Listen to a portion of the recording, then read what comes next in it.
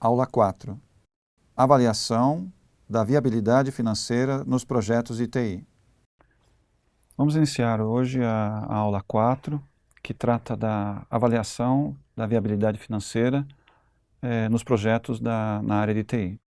O objetivo principal dessa aula seria trabalhar o quê? A importância, né, da análise financeira nos projetos e com o objetivo de medir, né, o retorno desses projetos, ou seja, você vai investir um determinado valor e quanto estaria voltando financeiramente para a empresa esse projeto que você está trabalhando. Também vamos trabalhar alguns casos, né, envolvendo principalmente a parte que a gente chama de payback, que seria o retorno do investimento ou do projeto na área de TI. O conteúdo está dividido em 4 fases, né, em 4 partes. Primeiro a gente vai tentar trabalhar um pouco os parâmetros, né, da análise financeira dos projetos de TI. Depois, a avaliação do risco financeiro, né, envolvendo um projeto de TI. O plano de contingência financeira, ou seja, caso haja alguma coisa errada, o que uma empresa ou uma área poderia fazer com o plano de contingência, ou seja, um plano de resgate ou de recuperação de informações. E o retorno dos investimentos em TI. Determinação dos parâmetros para a análise financeira dos projetos de TI. Falando um pouquinho na determinação dos parâmetros, né, para a análise financeira dos projetos de TI, toda vez que nós vamos trabalhar, né, análise financeira de projetos, nós precisamos fazer algumas análises que estão vinculadas àquilo que a gente chama do escopo conceitual, ou seja, entender conceitualmente do que trata aquele projeto, do que trata aquela atividade que vai ser desempenhada, o escopo do produto, né, quais são as atividades, quais são os resultados que nós vamos obter daquele projeto, que seria o produto propriamente dito, e o que vai ser desenhado dentro do projeto, que a gente chama de escopo do projeto. Com base nessas informações, nós conseguimos fazer o que nós chamamos de projeções. Lógico que tomando em conta os investimentos, os custos, as despesas, montando verdadeiros cenários ou projetos, ou projetando valores para tomada de decisão. O estudo de viabilidade econômica e financeira, normalmente a gente divide em 2 partes ou 2 etapas, né? A primeira dela, aquilo que a gente chama de análise paramétrica, né, que é onde a gente tenta buscar as informações iniciais, né, ou as informações preliminares que dão orientação para a viabilidade do projeto de uma maneira geral, ou de um ou vários projetos, tanto faz. A análise não paramétrica, ela entra num segundo momento, né, para que a gente tenha uma melhor definição do escopo do produto e o escopo também do projeto, mas ela entra sempre num segundo momento. Os principais indicadores econômicos que normalmente nós utilizamos, econômicos financeiros, para avaliar um projeto, são alguns índices, né? E esses índices, o principal deles é o índice de solvência e de liquidez. Tem até um professor da USP, né, que fez uma análise muito forte chamado Canitz, que ele tem um índice de solvência muito interessante para ser calculado, para ser trabalhado. E o de liquidez são os índices básicos de liquidez, que também a gente vai tentar trabalhar um pouquinho nessa aula. Os índices de atividade ou de administração de ativos, né, são também outras formas de eu identificar, né, ou trabalhar a viabilidade ou avaliar um projeto de uma maneira geral. Um outro índice também muito utilizado é o índice de alavancagem. Então, a alavancagem financeira ou o endividamento são outros índices também muito utilizados na avaliação de projetos. O índice de rentabilidade ou de retorno sobre investimento também são outras formas pelas quais a gente pode também utilizar essa avaliação de projetos. Agora, para tomar decisão, para escolher entre um projeto e outro, se eu vou fazer, se eu não vou fazer, normalmente nós usamos outras ferramentas para fazer esse tipo de tomada de decisão. Aí nós utilizamos aquilo que a gente chama de valor presente líquido, né, ou NPV, que no caso da calculadora, a HP12C, ela usa essa terminologia, que é o NPV. Então esse valor presente líquido, ele trata exatamente o quê? Pegando os investimentos iniciais, E todas as entradas e saídas no fluxo, ou seja, no tempo, eu tenho que trazer tudo isso daí no valor presente, usando uma taxa de mercado, usando uma taxa de retorno exigida pelo sócio, pelo proprietário da empresa. Então essa é uma medida extremamente útil para a tomada de decisão. Com base nisso, você começa a escolher projetos. Quais são os projetos viáveis, quais dão retornos positivos, retornos negativos. Então é uma medida extremamente importante para a tomada de decisão. A outra indicador muito importante também para a tomada de decisão é aquilo que a gente chama de taxa interna de retorno, que na nossa calculadorazinha 12C, ela tem a siglazinha de IRR, e ela nos traz exatamente o quê? Quanto que aquele investimento ou aquele projeto estaria nos dando de retorno em termos percentuais. Então, comparando, né, a taxa interna de retorno com o valor presente líquido, as duas têm uma correlação direta entre elas. E qual seria essa correlação? Toda vez que a taxa interna de retorno de um projeto ou de um lançamento de produto, ela for menor do que a taxa de retorno exigida de mercado, o meu valor presente líquido vai ser negativo.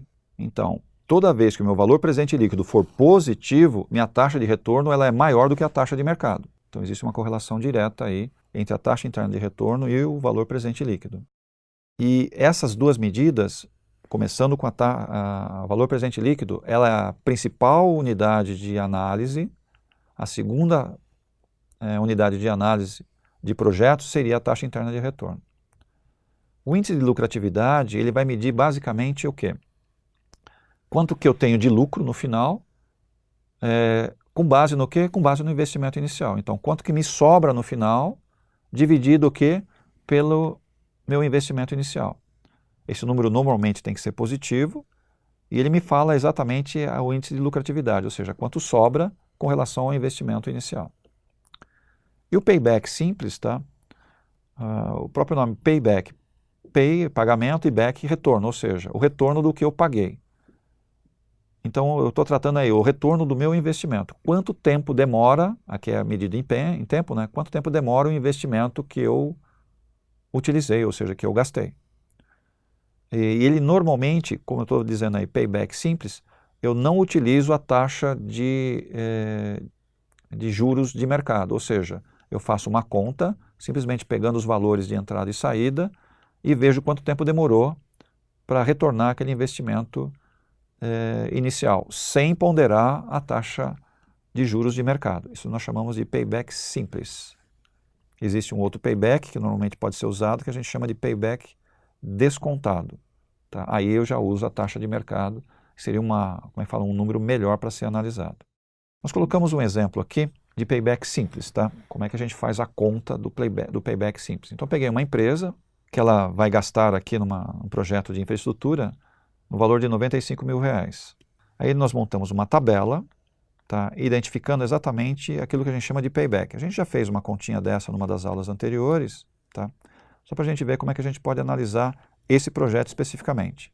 Então, se vocês observarem aqui, eu tenho os anos, né, na tabela, 0, 1, 2, 3, 4, 5 até o 8. As entradas de caixa, quer dizer, quanto que esse investimento vai me dar de receita, quanto que vai entrar de recurso em cada ano. Então, no primeiro ano vai entrar 38 mil, no segundo ano 33, 25, depois volta a subir um pouquinho, 31, 28, enfim. Nós temos as entradas de caixa. E aí nós temos as saídas de caixa, ok? E as saídas de caixa eu tenho aqui, então no instante zero, quer dizer, inicialmente gastei 95 mil. Tenho uma outra saída também no ano 1 de 15.300, no ano 2 16.475, no ano 3 12 mil e assim por diante. Então eu tenho entradas e saídas em cada um desses anos. E aí eu vou para a coluna de saldo. O que seria o saldo? O saldo seria o quê? O que está acontecendo entre as entradas e saídas? Então, se eu pegar no instante zero tudo que eu tenho de entrada e tudo que eu tenho de saída, me dá o saldo aqui negativo de 95 mil. No instante 1, ou seja, no ano 1, tudo que eu tenho de entrada, 38.250, menos as saídas, que é 15.300, sobra quanto? 22.950, que seria o saldo do período. E assim por diante. No segundo ano, a mesma coisa, 33.980, menos 16.479 dá 17.501, e aí eu vou tendo o quê? O saldo por ano. O saldo por ano. O saldo acumulado, como é que eu monto o saldo acumulado? Eu pego os 95 mil aqui do saldo no instante zero e coloco aqui no instante zero no saldo acumulado. No primeiro ano, eu pego o quê?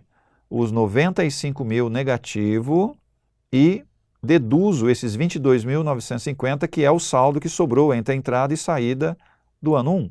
Então, o meu saldo acumulado cai para 72.050 negativo. No ano 3, a mesma coisa, eu pego 72.050 e deduzo desse valor 17.501, que é um valor positivo que eu tenho, e vou deduzindo do valor negativo que eu tenho aqui anteriormente. E vou fazendo isso ano a ano, até que, no ano sexto, que aparece aqui, o que acontece no ano sexto? Eu tenho um valor positivo, quer dizer o quê? O valor de saldo de caixa, né, superou o valor que eu tinha negativo acumulado, ou seja, eu tinha 9.477 no ano 5 e no ano 6, com a nova entrada, ficou 2.771. Significa dizer o quê? A partir desse período, aquele valor que eu investi já estaria voltando. Como nós fizemos já esse cálculo em outro momento, nós vamos repetir aqui como é que a gente faz a continha. Então, como o último valor negativo aqui do saldo acumulado é referente ao quinto ano, o que nós vamos fazer? O nosso payback, quer dizer, quanto tempo demora para voltar, vai ser 5 anos, que é o último valor negativo do saldo acumulado, então é quinto ano, então é 5 anos, mais o último valor negativo, que é 9.477, dividido pela próxima entrada, que seria 12.248. Fazendo essa continha aqui, nós chegamos ao quê? Em 5,77 anos. Transformando esses 0,77 anos em meses, que é aquela mesma regrinha de 3 que nós colocamos, 1 equivale a 12 meses, quanto que 5,77 anos equivale a X. Fazendo essa continha vai dar 9,24 meses. Ou seja, o meu payback corresponde a 5 anos, 9 meses, 9,24 meses. Esse seria o meu payback simples. Payback simples. De um investimento que foi efetuado por uma determinada empresa aqui, mexendo na sua infraestrutura. Com relação aos paybacks, o payback simples, né, para tomada de decisão, se nós colocarmos um limite aqui, após elaborar os cálculos, né, estou colocando um exemplo, devemos definir um prazo máximo de retorno que eu queira daquele investimento. E nós estamos colocando aqui, ó, que para um determinado investimento que eu estou fazendo, em um exemplo, eu estou colocando um limite falando o quê? Olha, eu quero que esse investimento volte em 6 anos. É isso que eu estou falando. Se vai voltar em 6 anos, então o meu payback tem que ser o quê? Menor do que 6. Então, teoricamente, se ele for menor do que 6, eu aprovo o projeto. Se ele for maior do que 6, eu inviabilizo o projeto, ou seja, rejeito o projeto. No nosso caso, se eu pegar o exemplo anterior, qual é o payback que nós obtivemos? Não foi 5 anos e 9 meses e uns quebradinhos? Então, teoricamente, pelo limite que nós colocamos nesse projeto, se eu falar que é 6 anos, como ele está voltando com um período anterior, ou seja, menor que 6 anos, então, teoricamente, eu estaria aprovando esse projeto. E você fala, mas da onde vem esse número de 6 anos aí? Quem que estipula esses 6 anos? Normalmente é o dono da empresa, é o sócio, ele fala, eu quero que o capital volte em tanto tempo. Se é isso, os projetos que têm retorno após isso, você vai descartando. Então é uma forma de medir aquilo que você estaria avaliando como projetos aceitáveis ou não aceitáveis, através desses paybacks que forem inferior àquele número definido pela direção, pelo sócio ou pelo proprietário da empresa. Algumas vantagens do payback simples, né? Eu coloquei algumas vantagens aqui. Que um método pode ser visto com uma medida de risco, bem rudimentar, né? Mas ela pode nos ajudar a prever um certo risco, mas o risco real do projeto eu não consigo pegar porque eu não estou usando aquilo que a gente chama de taxa de mercado, ou seja, não estou descontando os valores de entrada do payback.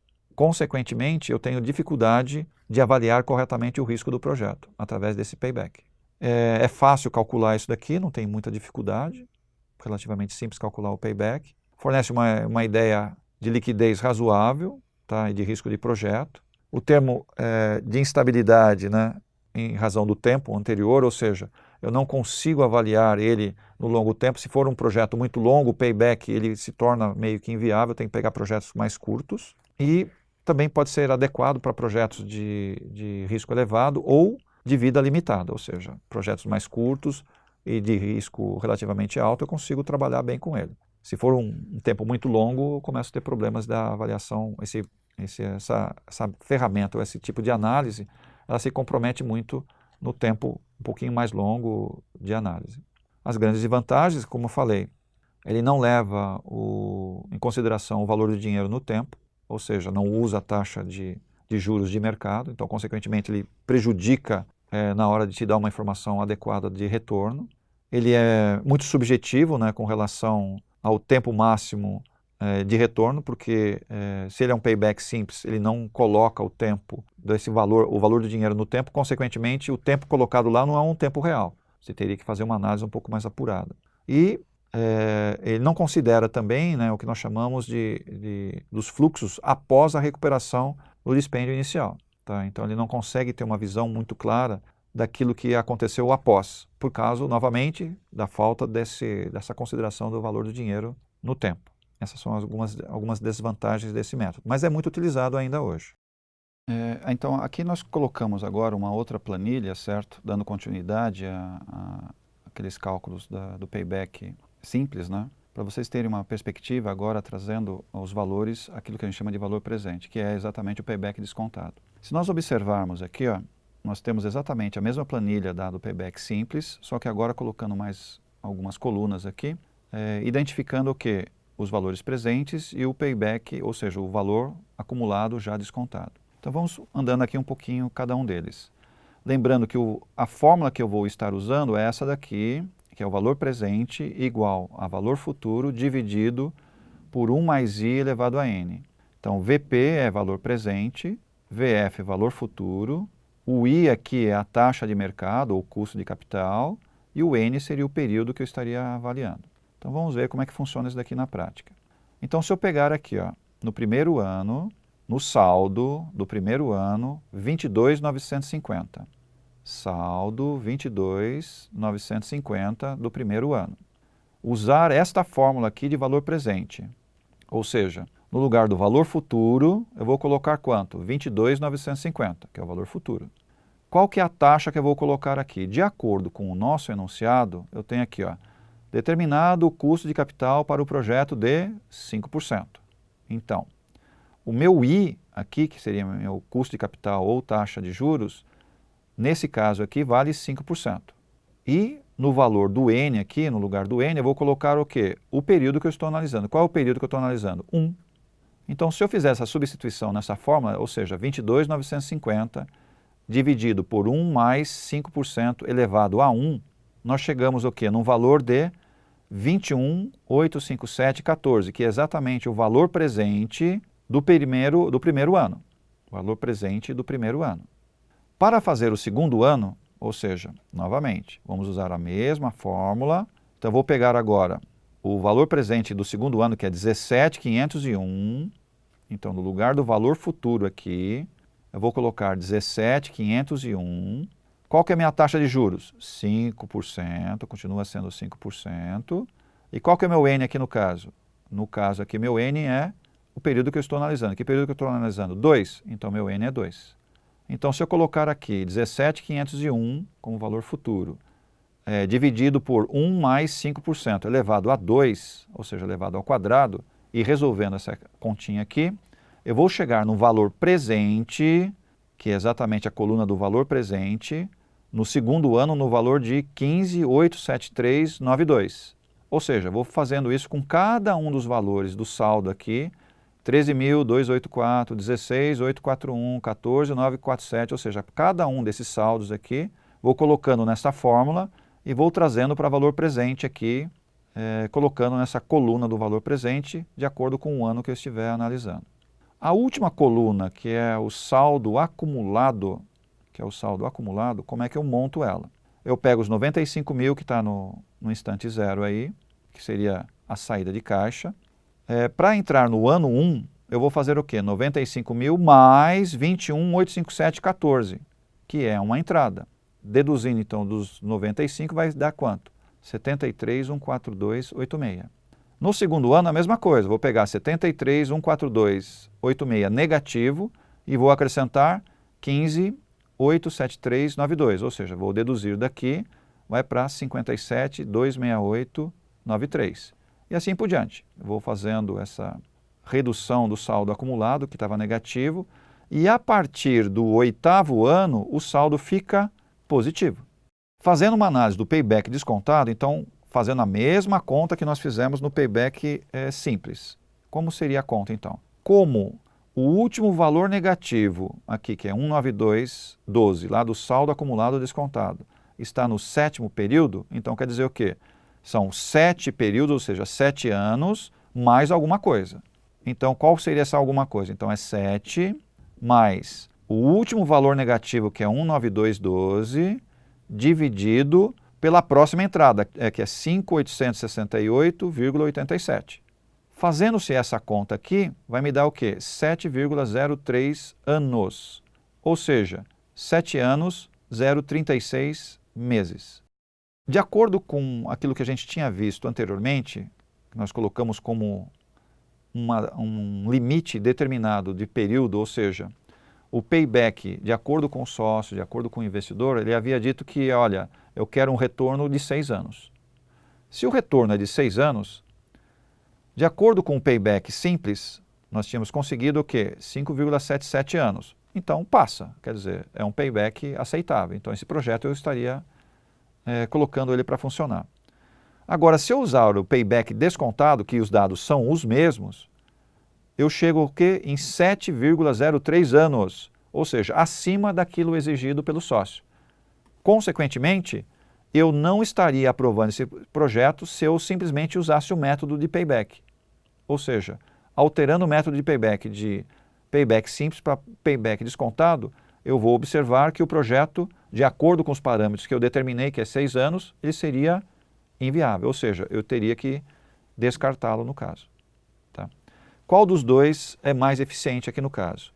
O payback descontado é muito mais eficiente, porque ele dá um valor das entradas ou saídas após o primeiro investimento, ou seja, no ano 1, ano 2, 3, 4, 5, ele traz o quê? Ele dá uma tratativa do valor do dinheiro no tempo. Ou seja, eu desconto ele de acordo com o custo de mercado e trago ele a valor presente. Consequentemente, o payback descontado é muito mais eficiente do que o payback simples para efeito de análise, para efeito de tomada de decisão, por causa exatamente desse valor do presente, valor do dinheiro no tempo, que eu consigo trazer a valor presente.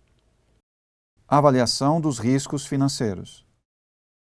Entrando agora um pouquinho na avaliação dos riscos financeiros, tá? Os riscos financeiros normalmente podem ser trabalhados ou tratados em cima daqueles índices que a gente tinha visto anteriormente com relação aos índices de solvência ou os índices de liquidez. Esses índices eles me dão um pouco de perspectiva daquilo que a gente chama de fonte de risco. E as principais fontes de riscos hoje que nós temos é o quê? São o risco que nós chamamos de risco operacional. A operação ela para, né, de funcionar, ou seja, qual é o risco disso daí acontecer. Risco financeiro é o risco de perda de dinheiro, ou seja, qual é o risco que eu estou correndo de perder dinheiro. Risco de mercado é perder posições de mercado, o concorrente entra. De liquidez quer dizer o quê? É capacidade de honrar os seus títulos no curto prazo, no longo prazo, quer dizer, você não consegue pagar salários, não consegue pagar aluguel, você tem dificuldades da liquidez, então existem riscos envolvidos aí. Risco cambial. O risco cambial ele se refere ao quê? Caso você venda para o exterior ou compre do exterior, se houver oscilação do dólar para mais ou para menos, dependendo da posição que você esteja ou comprando ou vendendo, você pode ter sérios problemas cambiais, ou seja, então pode existir riscos cambiais terríveis envolvendo a sua corporação, a sua organização, se você depende do mercado internacional. A outra questão é o poder aquisitivo, ou seja, também um outro problema envolvido no poder aquisitivo da empresa que você tem, ou seja, ela não tem capital suficiente para comprar coisas, ou para comprar outra empresa, ou para se fixar no mercado de uma forma mais adequada, de forma mais abrangente, de uma forma geral. É um pouco difícil, né, medir essa questão de risco, tá? E as empresas normalmente fazem uma confusão muito grande entre ter risco ou exposição ao risco. Tá? Medir o risco, na verdade, é o quê? É quanto que você está tendo de problemas, e normalmente ele é medido, né, através de variância dos possíveis resultados que possam acontecer. Você monta cenários, você fala, o risco é tanto, e você consegue fechar esse valor que seria o quê? A medição do risco.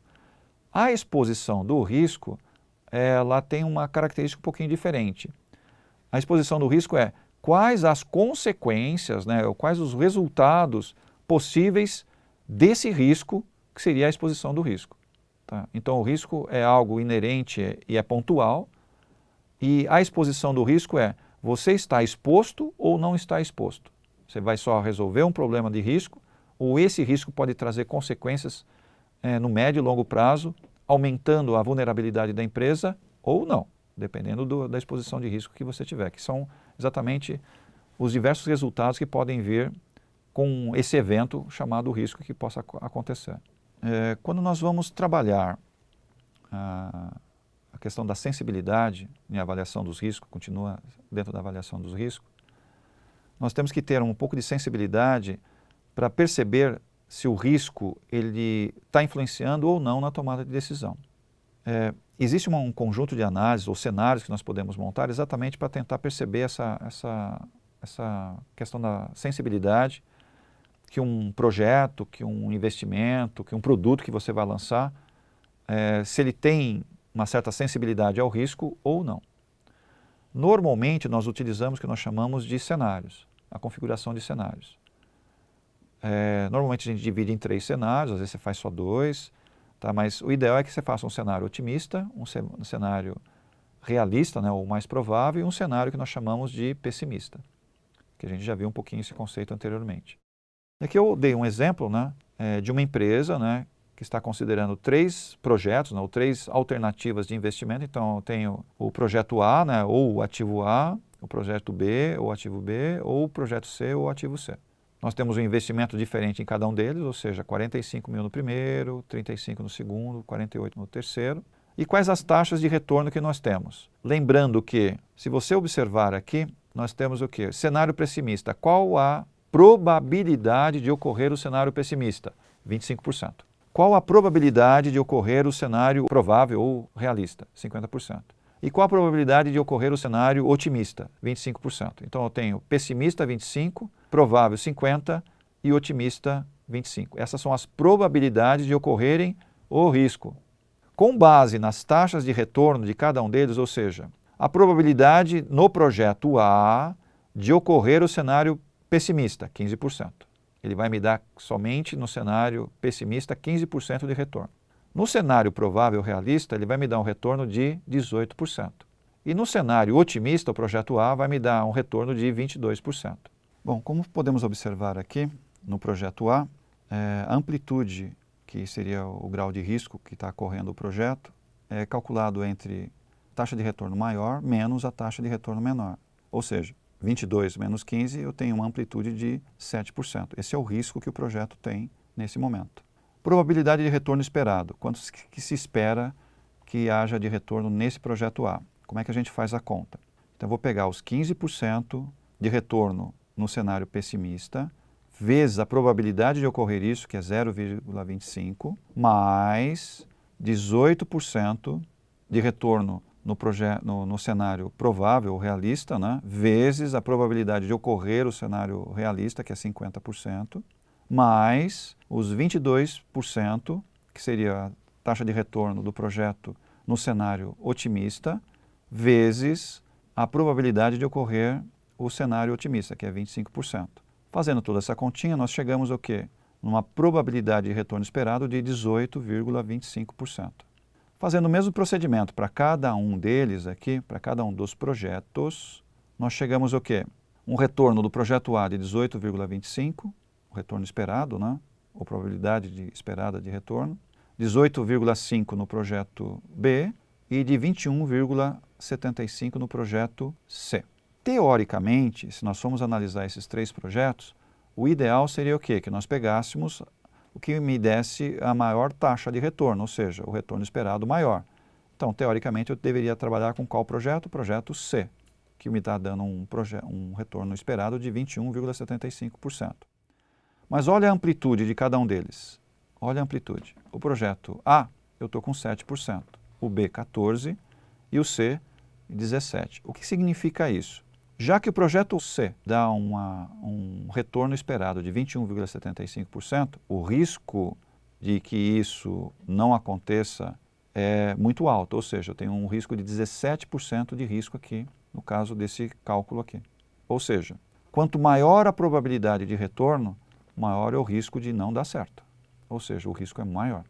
Quanto menor a probabilidade de retorno, o risco de não dar certo é menor. E aí você precisa avaliar o que é mais importante para a sua empresa. Ganhar muito, correndo alto risco, ou ganhar menos, tendo uma posição um pouco mais conservadora e correr menos risco. E como que você define isso? De acordo com os objetivos da empresa. A empresa está pronta para assumir riscos elevados ou não? Ela está buscando a qualquer custo melhorar a sua rentabilidade, aumentar de qualquer jeito o dinheiro que ela quer ganhar? Então ela vai partir para o projeto C, sabendo que tem um risco alto, a amplitude está como 17. Agora, se ela tem uma posição um pouco mais conservadora, não quer correr muito risco, então ela iria para o projeto A, ganharia um pouco menos, tá? O retorno seria menor, mas o risco seria menor também. Isso depende um pouco do objetivo e aonde a empresa quer chegar. Analisando um pouquinho o mapa conceitual de risco e retorno, aqui nós temos alguns projetos, sei lá, projeto A, B e C. Cada um desses projetos tem que analisar a sensibilidade, quer dizer o quê? Qual é o risco envolvido aí, que no nosso caso, que nós observamos, a gente chamou de amplitude, que é a sensibilidade de cada um dos projetos, e com base nessa sensibilidade, nós fazemos a nossa preferência com relação ao risco. Ou pegar o que tiver sensibilidade menor ou maior, ou seja, risco menor ou maior, ou vou pelo retorno maior ou menor, que é isso que a gente está dizendo aqui, que é exatamente a análise que a gente fez no quadrinho anterior. Planos de contingências financeiras. Quanto aos planos de contingência financeira, o que é uma contingência na verdade, né?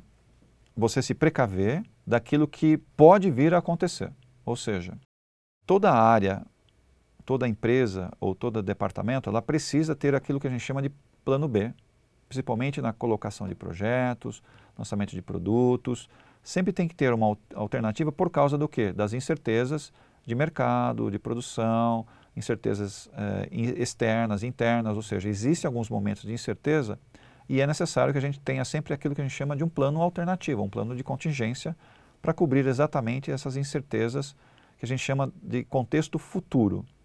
Como esses fatores futuros são muito difíceis às vezes de serem identificados, é necessário que a gente monte planos de contingência. E esses planos de contingência, via de regra, eles têm como objetivo fazer o quê? Minimizar alguns impactos não previstos no planejamento. E como é que a gente poderia montar esses planos de contingência ou essas simulações? Aqui nós colocamos que existem algumas formas de proteger esses cenários, ou seja, que cenários que normalmente a gente monta dentro de uma corporação? A gente monta cenários estratégicos, que tem a ver mais com a corporação como um todo. Você fala de cenários orçamentários, aqui é estritamente ver a parte financeira, né? Ou seja, receitas e gastos. Cenários econômicos, aqui está muito mais vinculado à questão da margem de contribuição, o lucro que você vai ter. Cenários financeiros, aqui estão ligados literalmente à questão de taxa de juros, à questão de empréstimo, financiamento, variação cambial. E cenários operacionais tem a ver exatamente com os cenários que você monta do chão de fábrica, de como você vai executar um serviço, com a sua parte operacional propriamente dita. E essas simulações de cenários, tanto faz cenários estratégicos, orçamentário, econômico, tanto faz qualquer um deles, normalmente a gente simula através dessas três alternativas, ou seja, montando cenários otimistas, realistas e pessimistas, para cada um deles. E com base nisso, nós começamos a cruzar informações para nos auxiliar a montagem desses planos de contingência. Existem algumas formas de montar, principalmente esse cenário orçamentário, que normalmente é o que mais importa, ou o que mais nós estamos tratando nessas aulas, tá? Que é o cenário orçamentário. Existem basicamente 3 tipos de cenários orçamentários, tá? Esse cenário que nós chamamos a base zero, o cenário cópia, né, ou incremental, ou cenário ajustado. E cada um deles tem uma função diferente, tem algumas peculiaridades, pontos positivos ou negativos, que nesse caso a gente não vai observar muito com detalhes, eu vou direto para o exemplo para que a gente consiga trabalhar um pouquinho melhor a prática desse enunciado, ou dessa avaliação um pouco mais precisa de um projeto, pode-se dizer assim, ou de um serviço que vai ser colocado no mercado. Aqui eu estou dando um exemplo de uma empresa que vai comprar um novo servidor. Então, a gente tem uns 2 ou 3 exemplos aqui diferentes. Então, esse primeiro exemplo é uma empresa que vai comprar um novo servidor. Então, como que ela deveria agir ou como que ela deveria proceder para evitar exatamente essas questões de contingência, ou seja, de algo que ela não previu? O que ela deveria fazer? Primeira coisa, tá, é analisar com mais detalhe se o novo servidor que vai ser comprado, né, se ele irá realmente estabilizar ou melhorar o processo ou processamento dentro da empresa, ou seja, o processamento de dados, a resposta para o usuário final, ou seja, será que ela vai realmente estabilizar isso? Primeira análise que deve ser feita. Uma outra análise que também é pertinente aqui no caso, quais os impactos que a compra do novo servidor, né, causaria na empresa. Aqui não somente da questão financeira, mas impactos também de velocidade, de armazenamento, de resposta, quais os impactos que isso trabalharia. E precisamos também, né, analisar alguns pontos para tentar reduzir aquilo que a gente chama de incertezas. E é exatamente em cima daquilo que nós chamamos de retorno sobre os investimentos, conhecido como ROI. Na área de TI, tá, normalmente está preparada, né, com relação à estrutura, com relação às pessoas. Será que a nossa área de TI está pronta para isso? São algumas perguntas que a gente tem que fazer para realmente tentar reduzir essas incertezas para conseguir trabalhar esse retorno sobre o investimento. Será que as questões externas de fornecimento de energia foram sanadas para a área de TI? Será que o sistema corporativo ou os operacionais estão atualizados, estão implantados adequadamente, foram treinados as pessoas que vão utilizar adequadamente esses sistemas? Então, estou focando agora o retorno sobre investimento sobre a área de TI. Será que precisamos investir em novos equipamentos, novos computadores, novos softwares, tablets, celulares, enfim? Será que a gente precisa investir nisso? Ou ir até em novas equipes? A área de suporte, ela tem habilidade, ou ela está pronta, está preparada para esse novo servidor? Nós temos recursos também financeiros, ou seja, tem recursos em caixa suficiente para bancar a nova estrutura, o treinamento de novas pessoas ou as mesmas pessoas sendo treinadas, contratação muitas vezes de pessoas. E será que o recurso financeiro é suficiente para cobrir estrutura, pessoas e o novo servidor? A outra questão também é o nosso fluxo de caixa. Será que o fluxo de caixa está equilibrado entre pagamentos e recebimentos? Nem sempre isso acontece. E essa questão do capital de giro. Toda empresa que pretende trabalhar com uma certa liquidez, ela tem que ter o que nós chamamos de capital de giro. E se eu vou comprar um novo servidor, obrigatoriamente eu vou ter o quê? Uma nova necessidade de capital de giro. Ou seja, eu vou ter que arrumar recursos para pagar essa nova máquina, que nem sempre é uma máquina tão barata. Então, vai ser necessário mais capital de giro ou nós temos capital parado? Ou seja, nós temos reserva, nós temos aplicações, então essa avaliação também deve ser feita. E, para fechar toda essa análise aqui da área de TI, para saber se o retorno vale a pena com relação ao investimento, montar alguns cenários, realistas, otimistas e pessimistas. Então, no segundo exemplo aqui, diferente do primeiro exemplo, que falava da compra de um servidor, no segundo exemplo a gente está trabalhando agora o corte de custo, né, ou redução da mão de obra na área de TI. Existem algumas formas de acontecer isso para minimizar, né, antes de fazer exatamente a dispensa desse pessoal da área de TI, cortando outros gastos, como por exemplo a compra de equipamentos, de tablets, computadores pela própria empresa, solicitando que os próprios funcionários levem os seus próprios equipamentos, né, para serem utilizados na empresa. Essa seria uma das alternativas, cortar outros custos, como custos indiretos, algumas outras coisas que sejam previstas até como benefícios, né, caso não caracterize direito adquirido. Essas outras alternativas devem ser pensadas antes de efetivamente dispensar o pessoal da área de TI, porque normalmente são pessoas um pouco mais vinculados a questões estratégicas da empresa e dependendo de como for feito esse corte pode causar sérios danos à corporação como um todo. E para isso, né, a gente tem que fazer algumas perguntas, né, para ver se a decisão está sendo tomada adequadamente. Ou seja, a primeira, esses funcionários que serão dispensados serão os mais antigos, os mais caros, os mais recentes, os mais baratos, porém menos experientes. Enfim, qual vai ser o critério de demissão desses funcionários? Temos saída de caixa para pagar essas rescisões? É uma outra questão que envolve aqui também. Não adianta dispensar e depois ter problemas sérios com ações trabalhistas porque não tem recurso para pagar isso daqui. Tá? Ou a gente vai precisar de empréstimos para pagar toda essa parte de rescisão. Os que permanecerem, será o suficiente, essa quantidade de funcionários, né? Eles vão ser o suficiente para atender o volume de atendimento, terão o conhecimento e a experiência necessária para resolver situações mais críticas dentro da empresa? É algo que também tem que ser analisado com muito cuidado. Caso o atendimento e a operação seja afetada, qual a alternativa que a gente tem? Qual é a alternativa? Existe uma necessidade de dispensa, porque existe um custo às vezes elevado e é necessário às vezes fazer alguma dispensa, mas a pergunta o atendimento e a operação, como vai ficar? Se o pessoal internamente não dá conta, quem vai fazer essa parte? Quem vai cuidar da operação, quem vai cuidar do atendimento?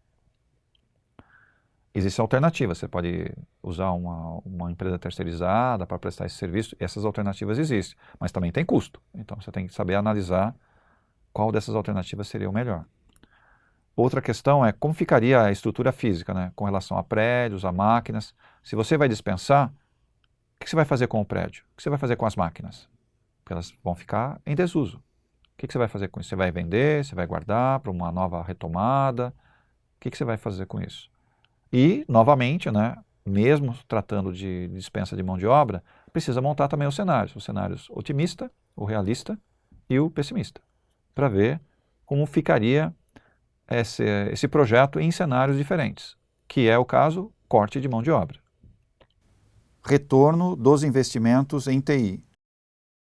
O retorno sobre investimento, que é o ROI, tá, é uma medida muito utilizada, tá, para saber exatamente quanto volta do investimento que eu fiz. Ou seja,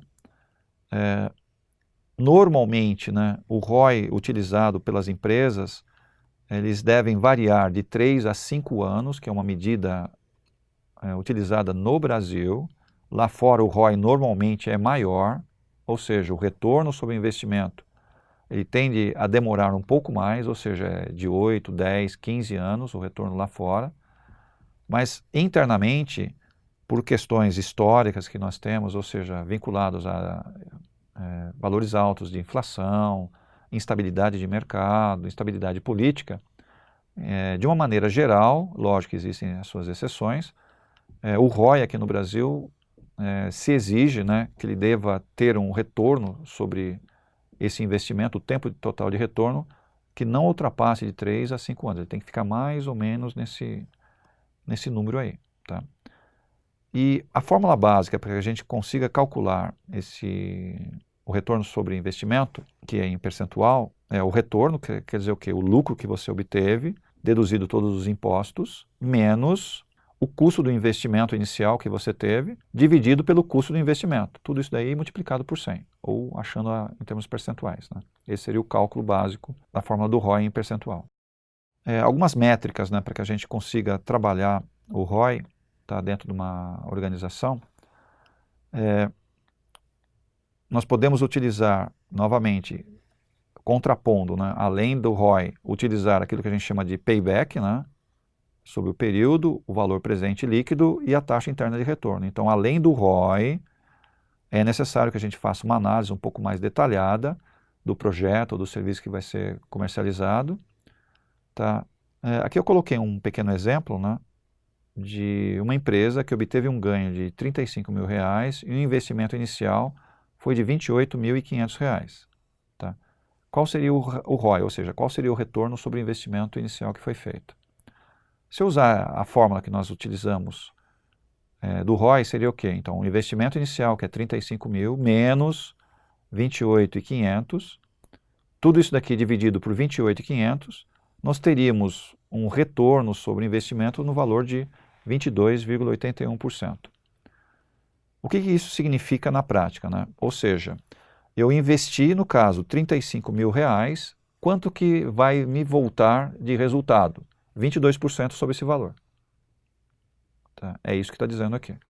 Eu montei uma tabela aqui que envolve cálculo um pouco mais denso, um pouco mais pesado, que é o quê? Nós temos 4 projetos com investimento inicial, entradas de caixa, onde eu já calculei aqui o payback, o VPL, o TIR e o ROI. Essa estrutura aqui vocês já conhecem mais ou menos, então nós temos investimento inicial, é uma saída de caixa, tá? Então o projeto A, 350 mil de investimento inicial, que é o instante zero. Aí eu tenho entradas de caixas, que são anuais, ou seja, tenho uma entrada de caixa no valor de 45.500 no primeiro ano, 45.500 no segundo ano, ou seja, são entradas de caixas iguais todos os anos aqui. Isso de acordo com o projeto A. Se nós formos calcular o payback, tá? Ou seja, quanto tempo demora para voltar os 350 mil reais, fazendo a continha, usando o saldo acumulado que nós já vimos como se faz, demoraria 7 anos, 8 meses e 8 dias, fazendo a continha aqui de retorno desse capital de 350 mil. O VPL, se vocês observarem, nós colocamos aqui uma taxa de mercado de 10%. Então, trazendo cada um desses valores de 45 mil, que está lá no 10º ano, trazendo a valor presente. 45.500, que está no 9º ano, trazendo a valor presente. 45.500, que está no 8º ano, trazendo a valor presente. A que taxa eu estou trazendo? A 10% ao ano. Então, juros acumulado, que é a fórmula nós já vimos também de valor presente, que é valor presente igual ao valor futuro, dividido por 1 mais i elevado a n. Trazendo cada um desses valores a valor presente e descontando esses 350 mil que foi gasto inicialmente, sobra no final 70.422,20. Ou seja, esse valor deveria ter dado positivo. Por que deu negativo? Porque o retorno desses 45 mil trazidos a valor presente não é o suficiente para cobrir o investimento inicial. Por isso que me deu negativo 70.422,20.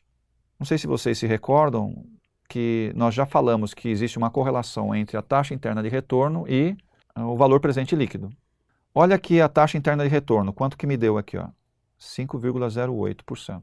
Qual que é a taxa de mercado que nós estamos falando? Não é 10%? Se a taxa interna de retorno for menor que a taxa de mercado, o valor presente líquido vai ser negativo. Sempre vai ser assim. Se você observar no projeto B, por exemplo, está ao contrário. Qual o valor presente líquido do projeto B? 41.237,67. Qual a taxa interna de retorno? 17,3. Essa taxa interna de retorno aqui, como ela é maior do que os 10% do valor de mercado, consequentemente o meu valor presente líquido ele é positivo.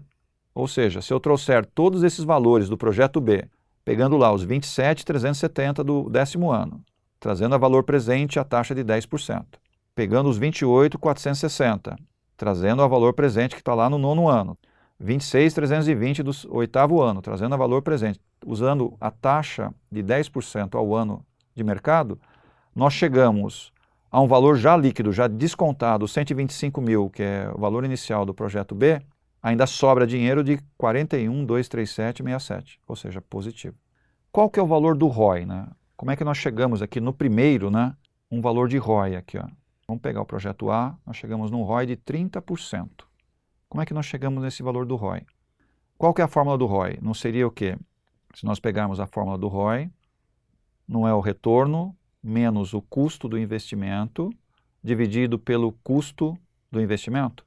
Então, o retorno, qual que é o retorno? O retorno total meu aqui é 455 mil. Esse seria o meu retorno total. Menos o investimento inicial, que é 350 mil, dividido por 350 mil, que deve dar esses 30% aqui de retorno. Teoricamente, o ROI é positivo, então é um projeto interessante. Por isso que nós falamos que quando nós formos utilizar o ROI, eu preciso também fazer o cálculo do payback, fazer o cálculo do VPL, fazer o cálculo do TIR. Porque o ROI é somente uma medida e nem sempre me dá o valor adequado de análise para tomada de decisão. Eu tenho que compor ele juntamente com outros tipos de índices. Se você observar o projeto B, eu fiz a mesma conta. Eu peguei 269.570, que é o total das entradas do projeto B, tirei o investimento inicial, que é 125 mil, e dividi tudo isso por 125 mil. Me dá um ROI de 115,66, ou seja, é o retorno sobre o investimento. No caso do projeto B, eu tenho aqui um valor presente líquido positivo, uma taxa interna de retorno superior à taxa de mercado, que é 10%, e um ROI também de 115%, ou seja, esse projeto é um projeto adequado para ser colocado em prática. Então, se nós olharmos agora o projeto C, o que nós podemos observar? Que os valores aqui, tanto do valor presente líquido, como da taxa interna de retorno e do ROI, todos eles são negativos, quer dizer, esse projeto é extremamente inviável. E o projeto D, também os valores são positivos, são valores interessantes, tá? Então, se nós olhássemos o projeto A, B, C e D, qual desses projetos seriam projetos viáveis? Temos dois projetos viáveis, o projeto B, porque os valores aqui são positivos, e o projeto D, porque os valores também são positivos. Os outros projetos não são viáveis. Entre o projeto B e o projeto D de dado, qual deles é o melhor aqui no caso? Como é que a gente olha qual desses projetos é o melhor aqui? Pela análise que nós fazemos, o critério de avaliação é sempre na mesma sequência, ou seja, qual é desses parâmetros que eu estou utilizando aqui? Estou utilizando payback, VPL, TIR e ROI. Qual dessas 4 variáveis ou 4 formas de avaliar o projeto é a mais eficiente? Entre essas 4 que nós estamos colocando aqui, porque existem outras, né? Entre essas 4, a mais eficiente é o VPL, valor presente líquido. Então, quando eu for analisar um projeto, primeiro eu tenho que analisar pelo VPL. A segunda melhor forma de avaliar aqui é o TIR, taxa interna de retorno. A terceira melhor aqui, aí confunde um pouco entre os dois, tá? Os dois têm um peso muito parecido. O payback, que esse aqui é o payback simples, né? E o ROI. Os dois têm quase a mesma graduação para efeito de avaliação. Então, olhando novamente os dois projetos, o B e o D, comparando essas afirmações que eu fiz com relação à qualificação, ao qual dos fatores é mais importante, eu devo observar o quê? Se o VPL é o mais importante para a análise, então eu devo optar o quê? Pelo projeto D, como sendo o projeto melhor, porque ele apresenta o quê? O maior VPL. Muitos de vocês vão questionar porque, apesar dele ter o VPL maior, ele tem um TIR menor do que o outro projeto B. O TIR do projeto B é maior do que o projeto D. Mas, novamente, analisando o critério aqui de peso que cada um desses fatores tem sobre os projetos, o VPL é o melhor fator de avaliação. Então, eu tenho que pegar aquele que me dá um maior VPL, que nesse caso é o projeto D de dado, 99,14780. Em segundo lugar, viria quem? O projeto B. Isso para efeito de escolha entre qual projeto eu estaria fazendo ou qual deles é melhor.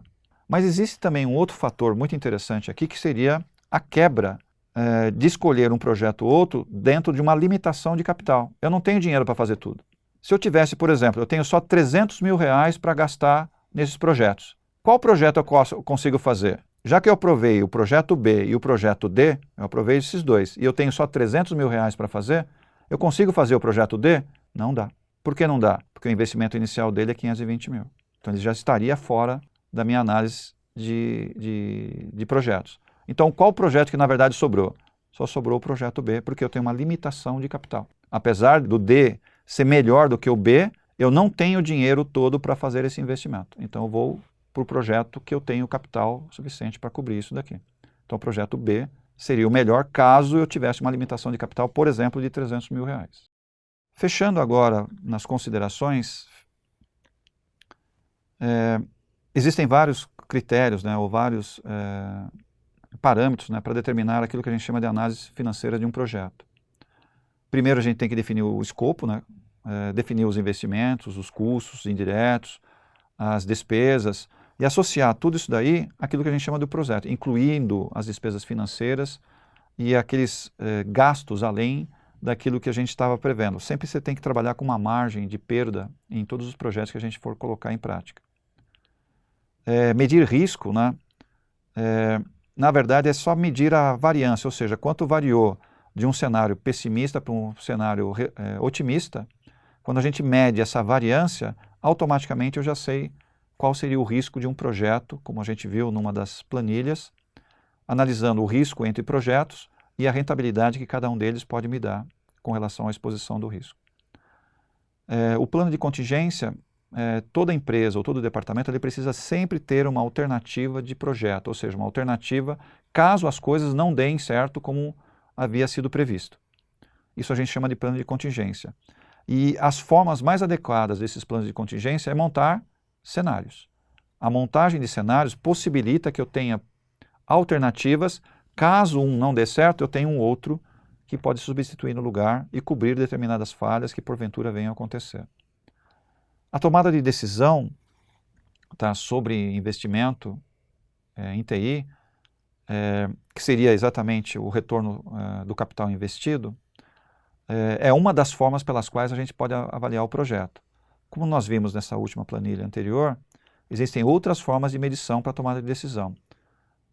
Então, toda vez que eu for calcular o ROI, ou seja, o retorno sobre investimento, eu preciso também calcular o VPL, o payback e a taxa interna de retorno. E fazer um mix dessas informações para ver qual que é o melhor ou qual que é o pior. Lembrando também que às vezes eu tenho o que nós chamamos limite de capital. Isso também acaba impactando na tomada de decisão de qual projeto é o mais adequado ou não. Encerramos aqui então a nossa aula. Seria conveniente vocês darem uma revisada nesses cálculos aqui, que tem alguns cálculos meio pesados, tá? Para ajudá-los exatamente nas próximas aulas que a gente estaria tendo. E até a próxima aula, senhores.